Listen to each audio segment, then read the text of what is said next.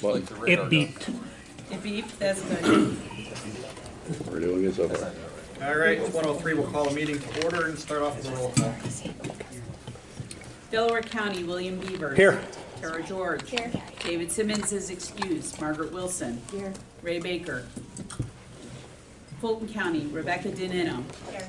John Farquhar. Here. Jim McCready. Here. Mark Sousa is excused. Ron Warner. Hamilton County, David Brenham. Here. Jill Dunham. Kenneth Kurtz excused. Josh Wells. And Carl Turner is excused. Montgomery County, Kenneth Jakowski, he's on his way. Tom Pasquarelli. Here. Aaron Robinson. Mickey Schwartz left. Anthony Agresta.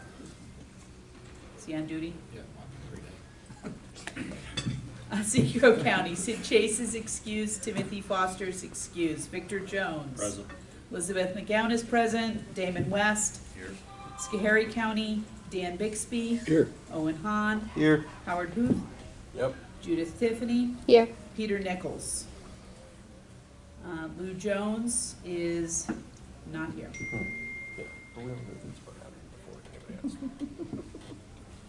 We have a quorum. All right. Introduction of guests. I have Peter Wojtrowski. Where are you from? Perth, okay. Skylar Duras. He left, okay.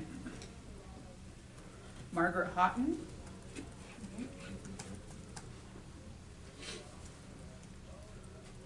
Scott Freelander.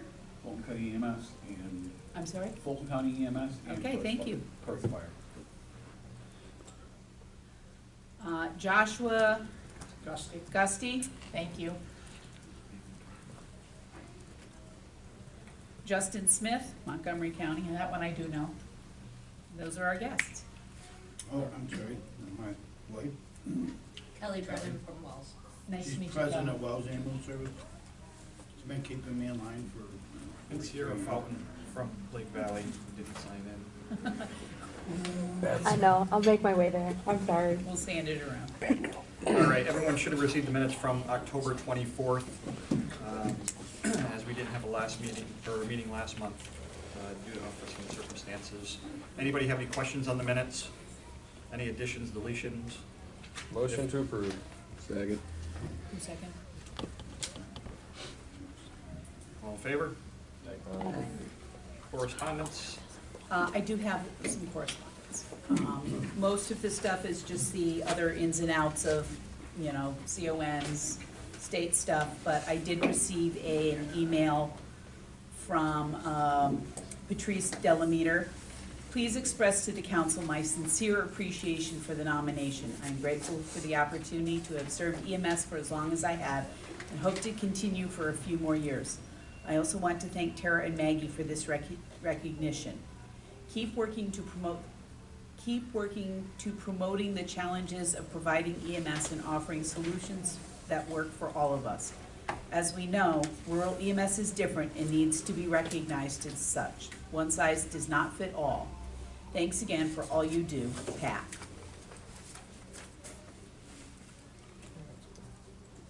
All right. Chairman's report. I really don't have anything to report, so we'll move on to the secretary's report. And I do have stuff this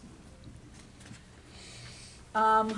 There are 2 handouts here, 2025 meeting schedule for REMSCO and REMAC, a expanded list of helpful emails for the New York State Department of Health Bureau of EMS. It's been greatly expanded.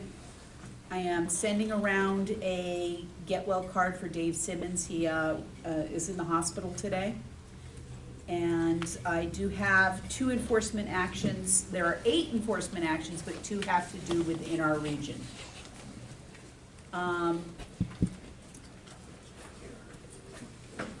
First one, please be advised that as a result of an investigation conducted by the Department of Health, the following individuals' New York State certification has been revoked effective 12/9/24 assessed a civil penalty of $2,000 for violations of 10 NYCRR Part 815A2 and 815B1 John Keever, 18 Church Street, Worcester.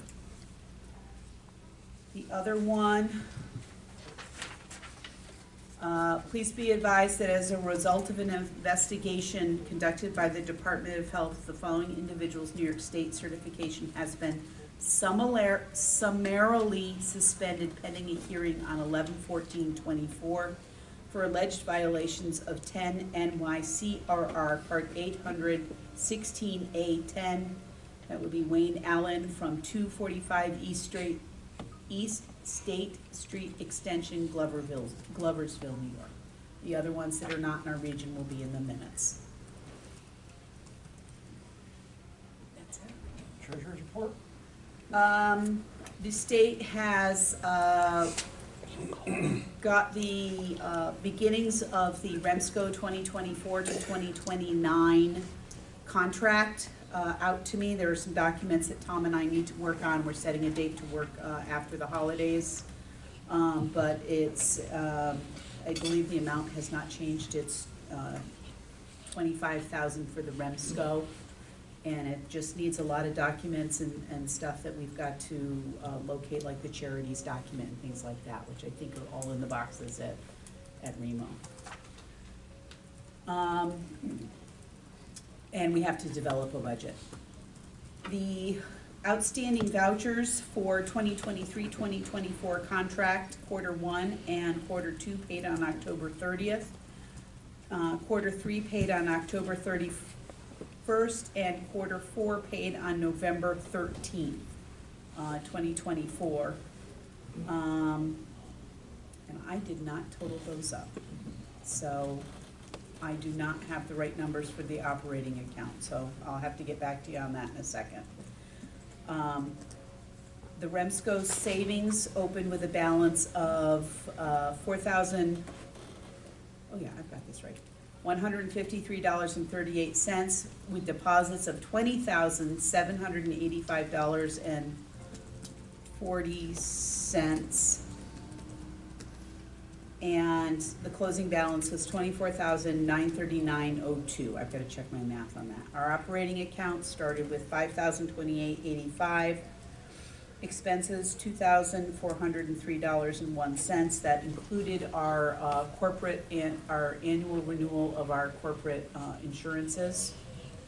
Closing balance, $2,625.84. Our CON account, $23,672.28. Expenses $475 for a closing balance of $23,177.28. That's what I have, sir. All right, any questions on the treasurer's report? Jack and I did review the financial statements, and Jack, what did you find? Everything appeared to be accurate and complete. If there's no questions, I'll take a motion to accept the treasurer's report. So moved. Second. Howard? All in favor? Aye. Any opposed, abstained? Regional program update. Yeah. Beth spoke to the REMSCO contracts, good news on that front. As for the program agency contracts, that's a different story. We still don't have one. We sat down at the September quarterly meeting and asked the state reps that were present, what's the deal with the contracts, and they provided no timeline. So December 2nd, we sat down at the quarterly meeting and asked the same question. Again, no timeline. We've been operating without a contract for 7 months, 8 months. One note of perhaps positivity out of that, Beth corralled a couple of the contract managers and asked if the program agency contract would be combined, Remo and Ahrams, and they responded in the affirmative. I'll believe it when I see it. I'll actually, believe when I see the contracts. But I find it interesting that they can't even give us an update on when we should be expecting them. But it's the state, so I can't elaborate any further on that. Annual awards banquet is Wednesday, January 29th, 6 p.m. It's in Delmar. I know that's a long haul for some of the folks sitting at this table, but the price was right. They gave us their building for free. So once again, Wednesday, January 29th, 6 p.m. All the winners have been notified via certified mail, and I believe everyone except one responded back. We're waiting for that last person. They were recontacted. Open registration should have gone out a couple days ago, so if anybody is interested in registering, seating is limited. I believe it's 75 people, so if you're interested in going, we will feed you. Register early. That would be my recommendation. Where can the registration be found? On the website, REMO website. Should be up there. It is. Yep. All right. Beth mentioned DOH disciplining actions. They were busy this month. She only read 2, but I think they issued like 8 of them from regions, surrounding regions. Just a reminder, the next combined REMO-ARMS-REMAC meeting is Wednesday, February 5th. They've combined the meeting between the academic committee and the REMAC. They have separate agendas, but it's one meeting, and it's a 2:30 start time. Academic used to start at 2, REMAC started at 3 o'clock. They've combined it, it'll be a 2:30 start time. ARMS regional BLS modality updates, none. EPCR updates, Headwater EMS went with TraumaSoft. Downsville Fire District went with State Image Trend. New providers, Tyler Hike, a medic for Oneonta Fire, Mike Lent Jr., paramedic for Schoharie County EMS. And one item of note, the Regional Blood Committee met for the second time yesterday, December 18th. The committee was formed to develop a process for blood administration in the region. It's a slow, deliberate process due to the nature of the product being in such short supply and the regulations they have to, or the hoops they have to jump through, I say, for approval of this. Bill sits on that committee, Bill Beavers and Beth. Currently, the delegates represent an ARMS, and if anybody else is interested in sitting in that committee, just let me know, we'll have a seat for you. So that concludes my report, and I'll answer any questions if there are any. Anything for Tim? Thank you. Training. Only thing I was gonna bring up, that sent out the email about turnaround documents. Maybe we should have a quick discussion so everybody's on the same page for turnaround documents. Beth wants to. So, in the past, the regions had set up a skill set and an hourly CME requirement. The state came and said, that's the purview of your medical director, not the region.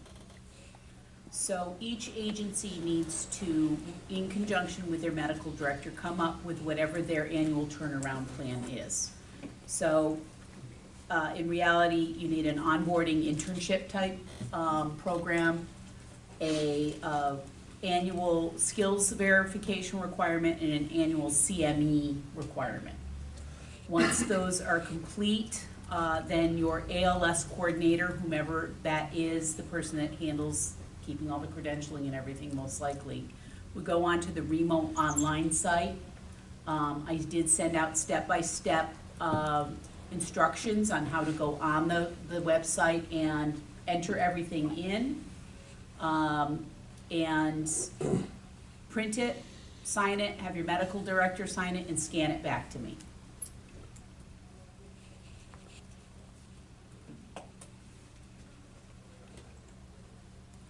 Did everyone here get the document?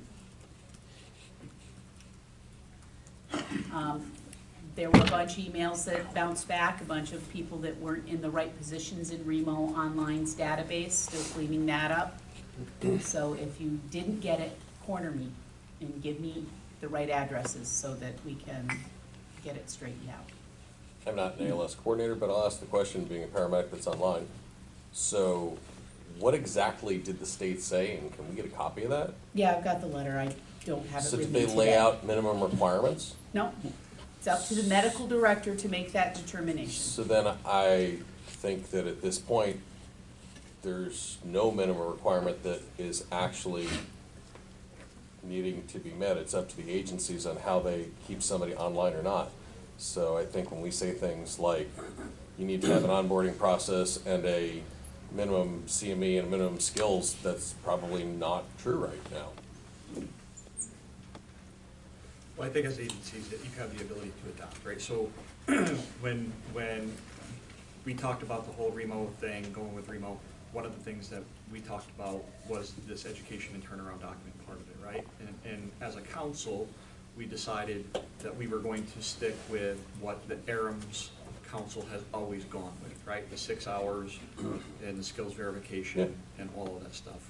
So that's what, I can tell you, that's the scenario that our agency has taken, is based off of what we've always done in years past and required in years past, so.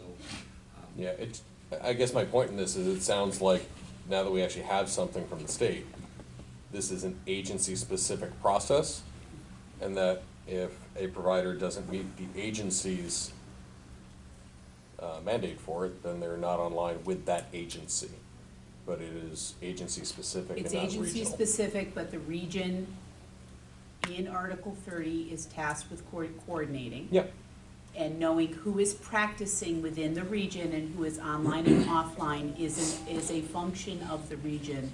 That's why we're asking people to say who's online with your agencies and who isn't online with your agencies. Yeah. I'm also using it as a tool this time through to sort through the 1,500 providers that are in the system to figure out who is actually active. Okay. So I think that was my biggest challenge. So, I mean, I wrote a letter, no different than we did with ARMS, and gave it to Beth, because when I logged into the REMO site, you know, some of my providers were there. I had providers in there that haven't practiced with me in years under Lake Right. Valley, and I have providers that aren't under my agency that are just not in there. So, you know, we Right. took a list of our providers that have met all the requirements, had our medical director sign off on it, and Beth and I will work at some point to figure out and clean up the agency side of things with REMO Online. It seems like it's moving in the right direction. It just seems like right now, it's agency dependent, and then those agencies just have to report back to REMO for ARMS or. This all came down based on, this all started with a region wanting to put restrictions or Yeah. discipline on someone's certification. Mhm. And the region does not have the statutory authority to do that. Correct. The state does, but not the region. And this is where this all started filtering down from. Okay. I think that we just need to get every agency, ALS coordinator, whatever you wanna call them, training coordinator, Yep. needs to at least get onto the REMO Online account and make sure that the agencies are correct. Like I said, you know, we kind of, when we joined into REMO, we share, us personally, we share a lot of REMO medics. So there were people that were online in REMO that didn't cross over, and they're not in part of our agency, even though they work for us and are online in our agency, they still have a REMO number, because rather than issue 2 tech numbers or whatever else. Right. So those things are bugs, I think, that we need to work out over the next couple months. But I would say in the meantime, to make sure that your providers, at least to cover yourselves as agencies, that you at least have something from your medical director saying, these are the providers that are gonna be online, you know, and have met the requirements for 2024. And if you have any questions about who's online or not, and you're having troubles getting on, whatever, please just get a hold of me. So I didn't see the email that came out, so forgive me, but so have we sent that documentation from the state, excuse me, out to the agency heads and then basically said, this is what you need to do? No, Tim, I would need that I letter. think we probably need to do that, right? Okay. I know there was a letter. Because it sounds like just a letter out to the agency heads to say, hey, look, you know, because we've only got a It was couple a weeks to letter deal to a with it. specific agency about that issue that said, you can't do this anymore. Okay. I mean, I know, look, this has been a hot topic for years, right? But it just seems like, I even know my agency administrator where I work pays close attention to stuff, and he was kind of like, where is this going? Where are we on this? And I said, I really don't know. Keep doing what you've been doing, and it'll probably overshoot the mark for this year, and next year we'll have it better organized. But maybe just a note out to say that, probably it sounds like Remo needs back what the agency uses to determine that they can stay online, whatever process that is, and who's online and who isn't, right? That's what you really need. I know Right. the physician said they didn't feel like what was done had to be sent in, just that it was done. Right, but you as a region probably want to know that an agency did X, Y, Z. Because at some point in time, that's part of the coordination, right? So while every agency can do something different, you probably want them to turn in something that says this is what this agency does as our minimum standard. Yes, That no? would be up to REMAC in my mind. Personally, I'd like to see that. Obviously, we want the list of the providers that Yeah. went through that and got signed off annually, but personally, I'd like to see that also. I feel like doing that would support our providers better, because then there'd be less of a question later as to what the providers did to stay online. Some agencies, it might be like, hey, you worked 3 shifts, you got a pulse, you can chew bubble gum and walk, great. Others might be, 27 hours of CME and these skills or whatever, but I feel like an ALS coordinator and a medical director should have a plan as to why and how they keep people online at their agency. And I think that's a regional responsibility to collect that as far as what they're doing. Because you need to know what they're doing to keep them online, right? Tell me no if you think differently, I'm just asking. I don't think that they do need to know. So your medical director, this letter says your medical director and you have set up a standard, and you're sending in a letter, which is the same thing we did last year, which is the same thing we did the year before, that said, you met this standard. We sent in the letter, had a list of everybody on it, and that's what we've always done. So, or done for the past couple of years, since they changed all this. So I don't know why we're trying to make it more complicated. But you had a minimum standard to achieve. There's no Right, minimum there's a minimum standard. standard to achieve that my medical director has signed off on. It's the same standard he uses for every agency that participates with him. And the ALS coordinator and him work on that together, participation in QA/QI and things like that. I just don't understand why we're going around and around in circles when this is the same thing we did last year. Okay. Okay.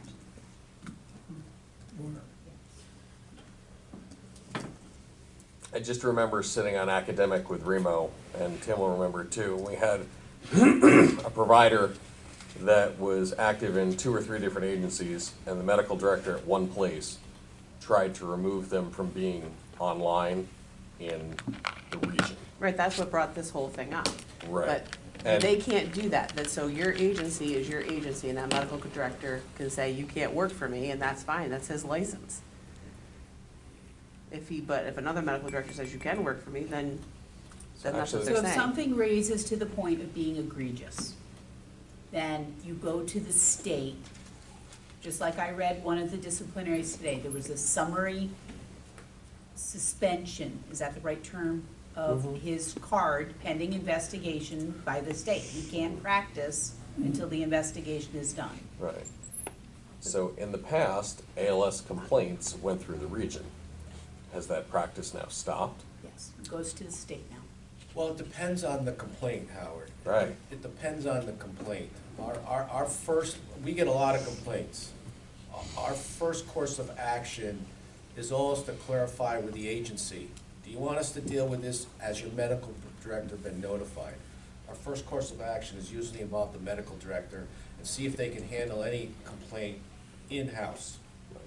Then if they can, if they want us to handle it, then we have to determine, is it a regional complaint that we can address, or is it something we need to send to the state if the state has not been notified about it or made aware of it? So it depends on the complaint, the level of, depends on the level of the complaint, whether it's misconduct, protocol violation, whatever it may be. It depends on the level of the complaint and who addresses it. Our first course of action is always to make sure everybody in the agency that needs to know is aware of it. So it sounds to me like the program agencies are still acting on behalf of the state to manage these. I think it's a yes and no answer. I mean, it's not an instant handoff, right? It's not a, hey, those don't go here, contact the state. But these are two different issues, right? So you're talking about complaints and we're talking about re-credentialing. Right, so the reason that we So got, re-credentialing and complaints, two very separate things. they are, but the reason why I was asking is because in this particular case that we dealt with years ago, it came back to looking at what the provider had done to maintain the ability to stay online. And at the time, the region didn't really had a solid answer for that because there was a regional standard to meet. So I know this is a bigger conversation. I'm just kind of wondering if we want stuff, and it sounds like at this point in time, we're just gonna, Well, you brought up a valid point, I think. We used to, when you talk about standard, it used to be a regional standard. Every agency adhered to that standard. The standard now has become agency specific. And I'm just expressing opinion that, I'm not crazy about that, because as you stated before, every agency could have a different standard. That's just my 2 cents. I don't mind if they It used to be easier do. for us when we had a standard across the board, Yeah. but that's no longer. I think about, like when we sat on the committee together to rewrite how to put somebody online. We established a minimum standard and said, if you want to do something different, that's your right, but just let us know what you're doing. So, I'm not saying that agencies can't have different ways to keep their providers online. I'm saying it seems like it's a regional practice or responsibility to know what the agencies are doing to keep people online. It's the agency's choice, but I feel like that should probably be reported down to the region, because then you have the list of who's on and you know what they did to keep them on. Otherwise, there's really nothing behind it. And if that's the direction that, the state goes, that's the direction the state goes, but it seems to me like that's, So then maybe we get together and we put together I don't know, whether it's an advisory, so to speak, of what the minimum standard should be for our particular region. or even this year, I wouldn't even say to suggest that, we're so late to the game to this. I think just asking the agencies, hey, what are you using to establish, what minimum criteria are you using to keep people online? That's all we really need. We don't need it to be a big thing. So there's two things that, when we were at the program agency meeting, Ryan said that the agencies could ask the region to set a standard on their behalf. And that was one comment that stuck in my mind. And the other thing is that at the county level, I started this with Otsego County, a county could write a standard and all the medical directors for that county could sign on to that standard. So that if I work for agency A in the county and agency B, I didn't have two different standards to get my turnaround done. Under the EMS coordinator's office. Yeah, under the EMS coordinator's office, but it would take We a have sign no on. authority to do that. Absolutely no authority. You, To write a standard or to get, so yes. so we if do- the medical directors all sign on to one document, whoever presents it, if the medical directors all sign on to one standard, then a standard could be made that makes it easier for the providers. And I would say in Delaware County, we all go with the same standard. There's 3 medical directors, everybody knows what everybody's doing, so we're kind of doing the same standard, but at no point does my office have the authority to do that. We do hold a skills session, so you can bring your paper from your agency and the CIC, and a medical professional will be there to help you with your skills if that's what you need, because we're a rural county. And we assist the agencies that are in our county meet those standards that are set forth. Okay, so let me What I'm reword it saying then. here is, I don't have the authority to set that. I understand that. Let me reword that then. The 3 agency medical directors get together and put together a document that say, And my remote 3 could do agencies, that which too. happen to be in Delaware County, will follow this standard. Yeah, and REMAC could do that too. All of the REMAC docs could get together with all of the agency's medical directors. I mean, we're not talking about a huge number of people, and come up with a minimum standard, because then that's the doctors getting together to do that. You just have to make sure that you're heading in the right direction. And you want me to put this, so we have our standard, and I can submit that standard, and it's not gonna be that big of a deal. But you want me to get a hold of all of my agencies and figure this all out by January, or by December 31st? Why would you have to? Because somebody's gotta disseminate the information. So, I know this sounds stupid, but let me ask you, so the regions don't have contact information for each of the agencies? I have sent out the thing to everyone that I had currently on file as ALS coordinators. Whether or not it's accurate, I do not know. I'm working on it. I've probably changed 25% of the list in the last 3 days because Do we have mailing addresses? of talking to people and changing email address. Okay. We send out agency update forms probably twice a year, Yeah, just to kind of try to solve this Mhm. type of problem. And it becomes incumbent upon the agency to give us the, right. you know, the correct contact info. I think we try to do our best relative to keeping an up-to-date spreadsheet of contacts. How are you sending it out, though? Via email? But that's the problem. Yeah, If but it's I'm, word if of mouth I'm the also. ALS coordinator for my agency this year, and I decide I'm not doing it anymore, and I move out of state, and you keep trying to email it to me, and I don't respond, So you It should notify be ma- Remo of the change.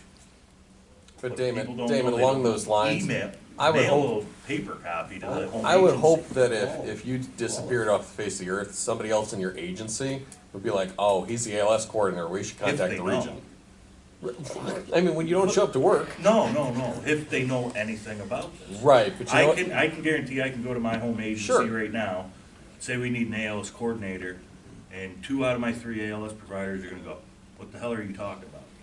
Right, but that's They're gonna terrifying, go, right? they're gonna go, not me. And I'm just picking on my home agency. So I they- bet you can do that If they were through the, half. if you use the word training coordinator or training officer, Yeah, do but they that's, understand that that's, terminology? that's not what we're talking about either, though. No, I'm just saying, but, you know, email's great, it's fast. Sometimes paper's better because you know you mail it to my firehouse, it's getting to the firehouse. There's no ifs, ands, or, well, unless, you know, postal service makes a blunder, but sometimes mail and paper is better than just email.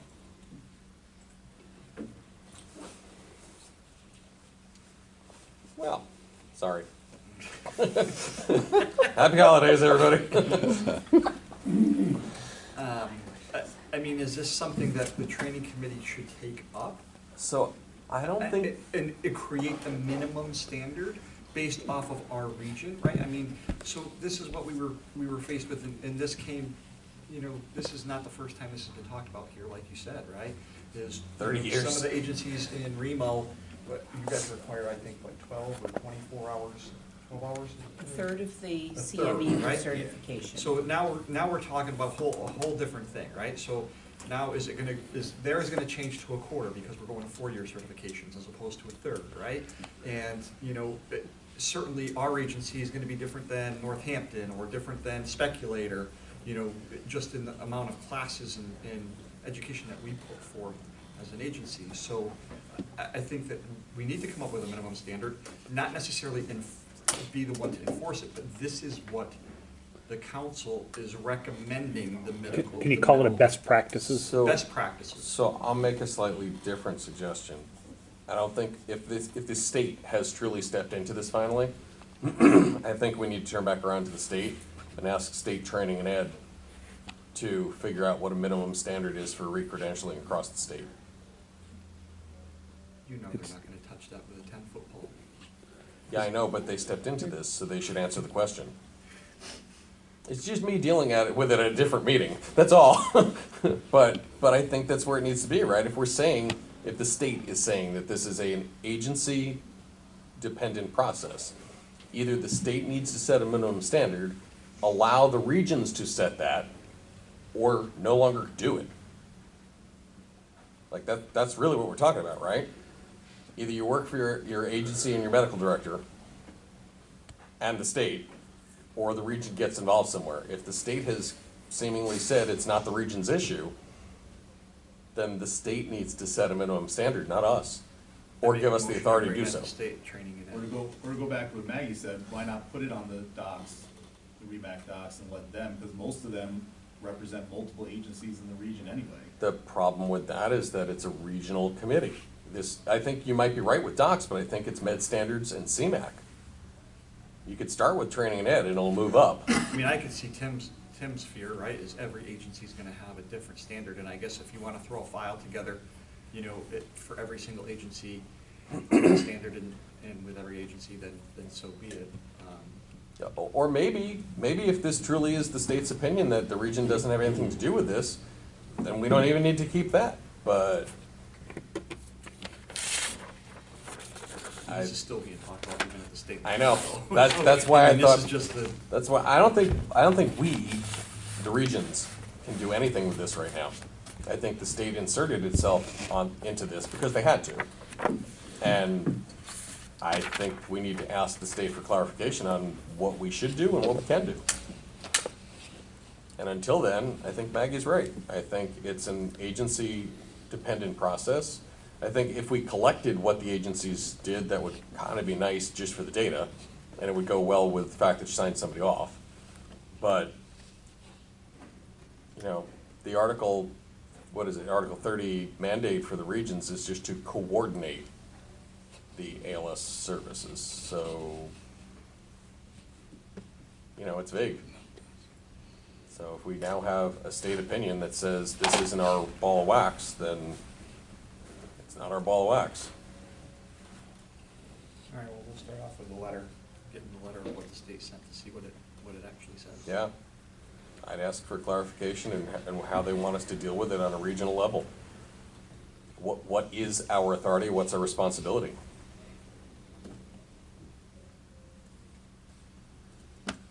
Anything else for training? No, that's good. Sorry. Their time has expired. O'clock, 3 minutes.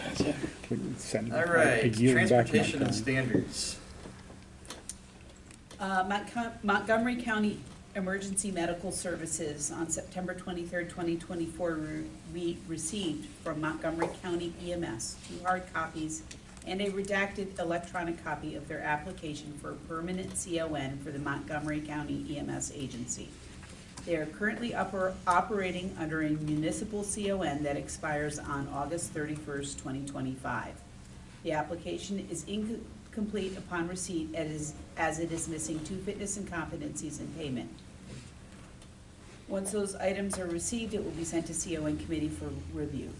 The CON committee found multiple deficiencies with the application, and the list of deficiencies in the application was returned to Montgomery County Sheriff's EMS on October 7th, 2024. The amended application was received on November 17th, 2024, and sent to the CON committee on November 27th, 2024. I would like to offer the following motion. Actually, Maggie, we have payment. Make a Committee. motion that the application is complete. Okay, I'd like to offer the motion, resolve that the application for the Montgomery County Emergency Medical Services to obtain a permanent certificate of need is found to be complete by this regional council, and the application shall be forwarded to the New York State Department of Health Bureau of EMS and Trauma Services for fitness and competency. The interim secretary shall schedule a public hearing for this CON. We have Make a the second? Second. Bill? Any discussion? All in favor? Aye. Any opposed or abstained? Motion carries. We'll get together for the. First day hike. public hearing.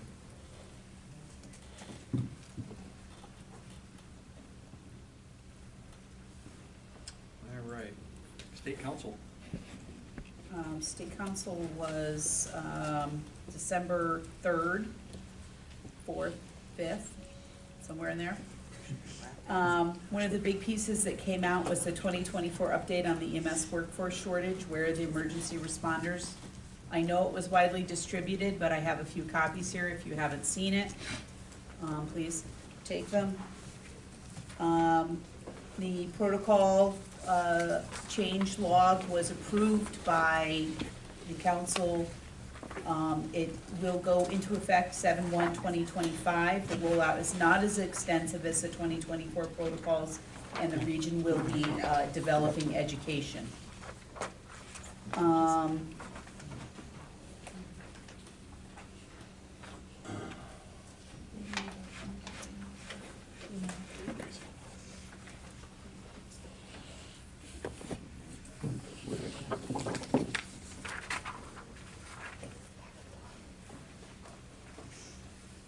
Howard or Tom, do you have a glucagon pilot program for IM administration was proposed by Suffolk County for BLS administration, and it has been sent to the commissioner for approval.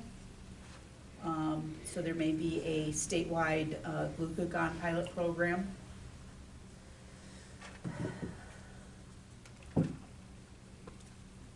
There are going to be 152 positions opening up within the Bureau within the next year. And the Bureau will become a division with three branches underneath the division. Vital Signs, hotels will open in January. Vital Signs is November 11th to November 15th. The EMS Memorial is Tuesday, May 20th. The next meetings are February 27th in Troy and May 6th and 7th in Saratoga. They moved Vital Signs from half of Friday, Saturday, Sunday to half of Thursday, Friday, Saturday. So if you plan on attending, you're gonna wanna take a look at that. Say that again, please. It used to be the main conference was Saturday and Sunday. They've now moved the main conference to Friday and Saturday. Gotcha. So it ends Saturday. Yes. Education and Training put forth a motion to recommend that the Bureau develop and implement a pilot program for original paramedic classes that will allow for a portfolio-based psychomotor evaluation in lieu of the traditional practical skills exam. The pilot program shall include a minimum of 10, but no more than 15 sponsors, and they should include requirements for student, I'm sorry, that should have read EMT class, not paramedic class. Student minimal competency development and a component for summative assessment of student skills. So we're waiting for the commissioner to approve that pilot as well.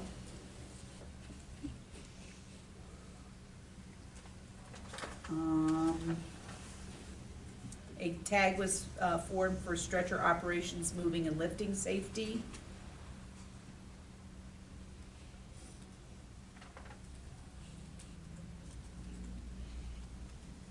And that's it. All Do right. you have anything more? Haven't been there? I don't have anything. Howard, you have anything to add? County reports, Delaware. Delaware County is working on our reproduction, helping everybody. We're still working on our countywide QAQI, and that's really taken on another role. We've had people sign on and join that, and that's been really helpful for us to have one meeting where everybody gets together to meet those standards. So that's been working out very well. We have an EMT class, or 2 EMT classes that are going on right now. We're looking at our spring semester. That's it for Delaware. Seagull. Last week, our SUNY Oneon, our original refresher, tested out. Currently in Cooperstown, we have an EMT original refresher and an AMT course running. And starting in January, the spring semester of Hartwood College is an original refresher. Harry. Our 4799 ALS first response will be closed officially January 1st. All paperwork has been done, sent in, NARCs have been taken care of as well. Otherwise, status quo in the county. That's the 4799. Nothing that I can think of in Montgomery County. We've been working on a few active shooter drills lately, and really trying to develop our active threat response plan throughout the county. And submitted to start a EMT class in February, original refresher. Hamilton. Right now, they're currently halfway through CFR EMT, refresher, and original.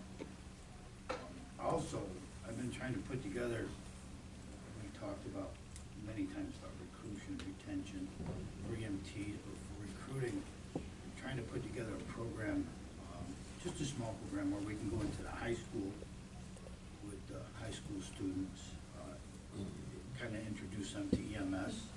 And I'm even working on maybe bringing it into FMCC for an hour or so during their schedule just to try and promote interest in EMS. So the Hamilton, Montgomery, and Fulton, BOCES, has just employed somebody, and they are going to be, I believe, starting in 2025, putting together a firefighter one class, if I'm not mistaken, and the plans for 2026 are to branch that into also an EMT portion of that as well. So that is in the works at the BOCES level for Hamilton, Montgomery, and Fulton. Like I said, it's planned to start at least the planning stages in 2025. I don't know if it'll be up and running in 2025. Pete, do you know anything if that'll be up and running? They didn't know, last thing I talked about, they were pushing it, but there was no definite time on that. Yeah, Just so- said it's gonna be upcoming. But those are in the works to That's work great. at the BOCES level for those students. My point is, if anybody has any input or suggestions, please feel free to throw them my way. Tom, do you know what core sponsorships they're working through? They are not as of right now. It's literally, this is just in the beginning phases. So Schoharie County, and Judith can chime in here too, for recruitment, they did a week-long thing to introduce younger folks into fire and EMS and police. And during the meetings before this happened, we were talking to the doc, was it? I can't remember who it was. But they actually said doing like in-school visits and whatnot was shown not to be very productive. And, yeah, it was interesting, some studies she had read on that. Whereas this, chime in with whatever it's called, I can't remember what it's called. It's just a kids camp. We did a kids camp, Project Rescue. And we had 18 students, middle school age, come in for a whole week. We taught them CPR, first aid. We Stop the did bleed. some search and rescue, stop the bleed, Narcan, just stuff to get them introduced into emergency services. And we had the fire there as well. We did actually also a panel where they had an entire morning to bombard doctors, EMTs, paramedics, firefighters with questions. And it went over really well, and we're going to be doing it again this year, so. Not to bring on the parade of visiting schools and whatnot, but this is, No, it's good you to had know. a pretty good I'm turnout. just trying to think of a way to. Give it a try. For the younger generations, I'm thinking maybe high school's too young, that's why I was looking towards college. But that looks like they're headed that way. Empty nesters, great place to look for recruitment. What's that? Empty nesters. So the family where the kids are now moved out to college, go look at mom or dad who's, That's the problem is right now, that's what we're running on mostly is, Yeah. you know, older the folks. 40-year-old range in that area for Most the of us are females, 60 and 70. retirees. A little beyond the empty nest, but you know. We have what, 1, 2. Once we The other thing that's Under the mentioned age of 40. in the state really now is it's focusing more on retention, not so much recruitment. You know, look at your people leaving and why they're leaving. The idea of build it, they will come comes to mind. So just, that state has a few on their website somewhere. It talks about, there's a couple trainings out there. Retention. you mean? Yeah, it's really focused more on retention. It's like, we always say recruitment and retention, now they're kind of switching that around, retention and then recruitment. Well, retention's difficult when you get into our situation. You're dealing with, you know, an aging population and, you know, retention is difficult because most of them are getting ready to move on or do something different. I know we're you know, very rural, a lot of aging volunteerism, and they still recruit and retain the same way they always have, and that is, I can see it, but they really can't. So if it takes you a year to get online in that agency, are you gonna bother doing it? And they still have 6 months to a year of orientation. It's like, really? I'm not gonna go through that to help you. It's ridiculous. So just going back into policies and procedures or their guidelines, how they get somebody in the door, really needs to be adjusted. Get them to do that is a completely different monster. Thank you. REMAC. The combined REMAC met on December 11th. Discussed pre-hospital bloods, hospital wait times, the workforce report that I just handed around, the protocol update, glucagon.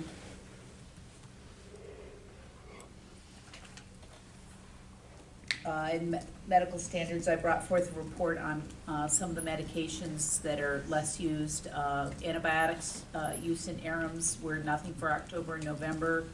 Ketamine, 2 in October, 6 in November. IV nitro, none in October, none in November. TXA, 1 in October, none in November.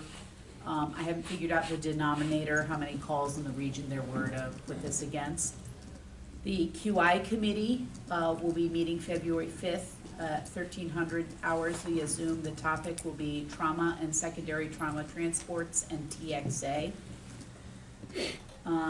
Albany Medical Center has put out a standard, a one-page sheet on how they would like Pulsera reports reported in as they come. They're getting them without vital signs, things like that, so they did publish a standard. I just got a question with that one. When I use it, we put it in there. It's on like page 1. I question if they're actually looking at that, because whenever I send a stroke alert or something in, they're like, well, what's the score, or what's the GCS? They always have conversation in the chat, and like, just go to page 1 and look at it. So I'm actually interested if they're actually doing that or not on their Okay, end. so I can connect you with Art Grow at Albany Medical I Center. reached out to them on the same Okay. thing. You know, it's All right. not. It was interesting to see that come through. I'm just wondering if they're actually are looking at that first set of pages there that get sent in. Beth, is it true that Art's moving out of that position? I heard the same thing. I heard that he was moving to a data position instead. Yeah, he's no longer the EMS liaison there. He has a semi-associated job. I'm not sure exactly what it is, but he is not the main contact as the EMS liaison, and I don't even know if they have a new one yet, or Right. if they're going to. I had heard that they were doing away with the position. Yeah. That's sad. That would be that. Very awesome. However, there is now a Contact. new liaison at St. Peter's, Correct. And she's pretty fantastic. Sarah hear that. Spagnola. For now. For now. Great. She'll We'll see move what up. happens. Hopefully. Yeah, she's good people.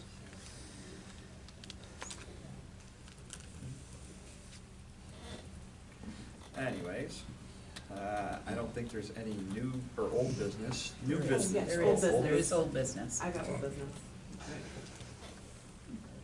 The website, I- and the forms, and all that stuff that we need. Yeah, for I ARMS. still have, I've reached out to the Remo website developer, and we will be having a meeting to begin to format that. Okay, can you send me the forms, because I was supposed to review them, I just Okay. haven't received them.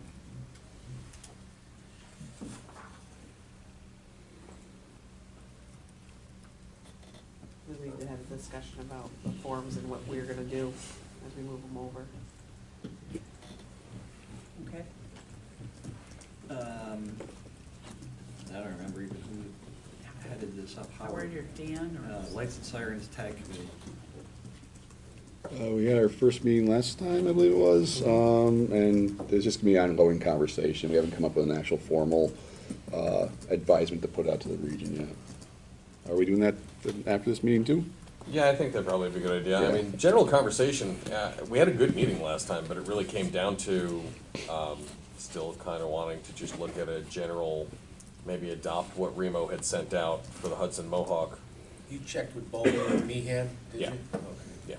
Yeah, that's where Dan had picked up his That's where I policy stole for most of Scary my County info. too. Meeting.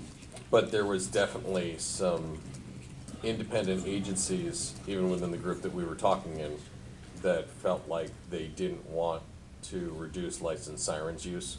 So I don't know if there's necessarily a regional way to put a stop to that or force it, other than simply put one out that says, hey, here's the data.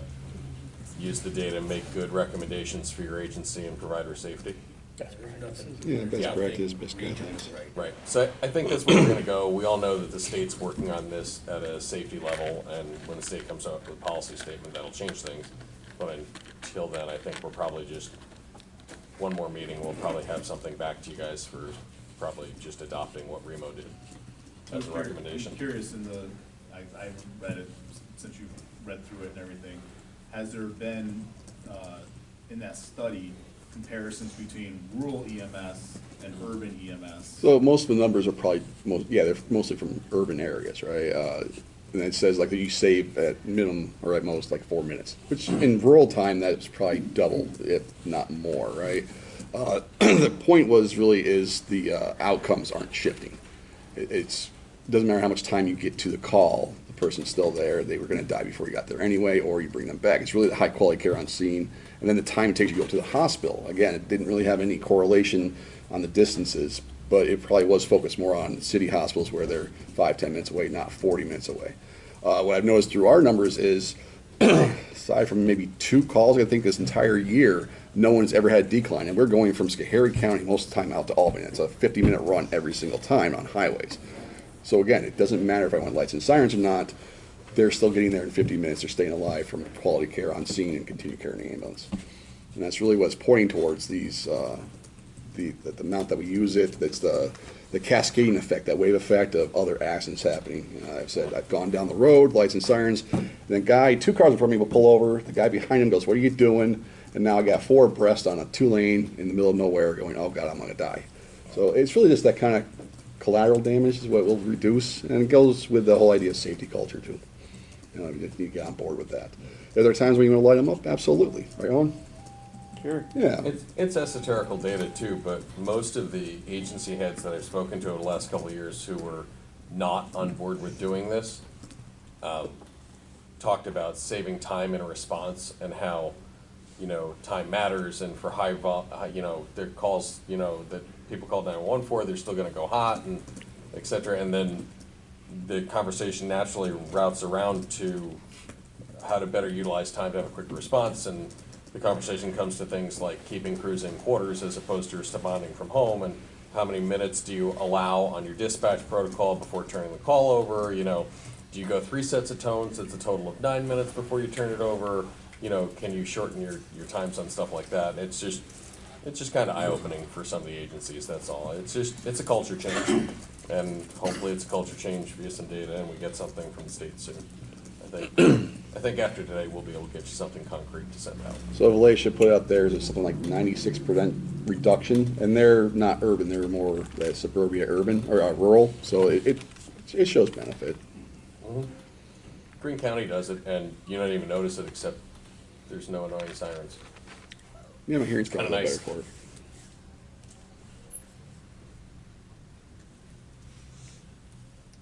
All right. There's been no further guidance from the physicians on oral rehydration because of IV fluid shortage. I still don't know if there is still an IV fluid shortage. There was one I tried to order 2 days Okay. ago. I heard they Said I have don't have one, enough order history. one aisle or one something, whatever it is, one production line open, they have like 2 or 3 more to do. My supply guy said it'll probably be closer to March before all 3 are open. You know, saline flushes work. Think about your patient, you know, how hemodynamically compromised are they actually? The idea of these 500 boluses made not a lot of sense to begin with. So, If any agency gets in a pinch, when this came out, I had our staff pull any in-date liters that we had, half liters, any of it, and set it aside. So if anyone needs the stuff and can use it and wants to swap out an expired for a not expired, I don't know if it's 100% kosher or not, but we can talk. You won't tell. Right. Just delete that part, Beth. And then a reminder that still seeking information from agencies. I sent out the Google Doc survey so that we have information on captains, ALS coordinators, CARES coordination, things like that. So if you anybody asks about that, email from Kim Krings from Remo, it is legitimate. When did that email go out? Oh, gosh, that's been at least a month and a half. It was maybe in 2 months ago. October, end of September, beginning of October. I'll send it to you. No, I don't remember seeing it. Any other old business? New business. I have some new business. We have to form a awards committee. The awards, state awards is moving some deadlines and giving us more time to pick those. So as a region, our deadline is going to be April 1st to submit any awards. And then they have to be submitted to the state no later than July 1st, which is 2025. So, Maggie, did you head that last year? Who headed that? It was Tara, me, and Howard. Are you interested again? Yeah, I'll chair it, it was easy. Perfect. Sure. Yes, we're on it. Anybody else interested in sitting on the committee? Yeah, if you want to. Anybody in the room? That's Sarah. Sarah. So encourage you to take this back to your county meetings. If you type in your state EMS awards, that will bring you up to a page that has 15+ award descriptions. They have to be submitted in, is it 12-point font? Yes. 12-point font. So otherwise, he has to convert it all into 12-point font to submit it into the state. Is the website updated for dates of submission? The portal Is is open. open. Okay. And it's due to the regions by April? Region here, April 1st, in order that you, the committee, can make recommendations for award submission before our summer break. And state deadline is July 1st. Okay. Any other new business? Yes. ARMS Council, we need an ARMS Council member as a representative to the combined REMAC meeting. I have been filling that role, but I'm now employed by REMO, and another non-physician council member should fill that role. It's in the bylaws. What does it need to do? Like, what's the, you mean the seated It's position? an ARMS representative. Before we combined, it was an ARMS council member representative to the REMO REMAC. Which is now the combined remit. Which is now the combined REMAC. And those are also, you can also participate remotely. Yes, those are a remote meeting.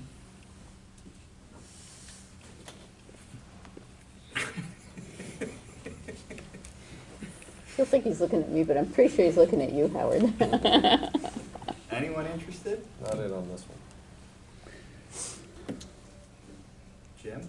No, I don't need another hat. You just have to sit in on the Yeah, meeting. they need. What's that? Yeah, you just sit in and could share You information. need a member of the council? Or do you need a representative I from believe it's a ARMS? member of the council.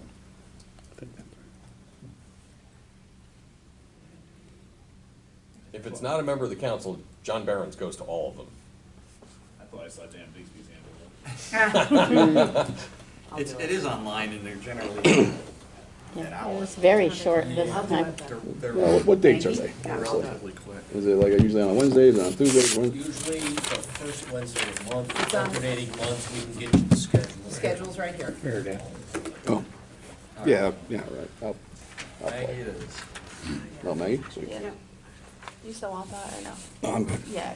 I'll take it. Any other new business? We received an agency closure plan from Department of Health for Pasico ambulance. Everybody wants to see that, I have that document. Hamilton County has notified us that Jill Dunham is no longer a council member for Hamilton County. I'm a little confused because it said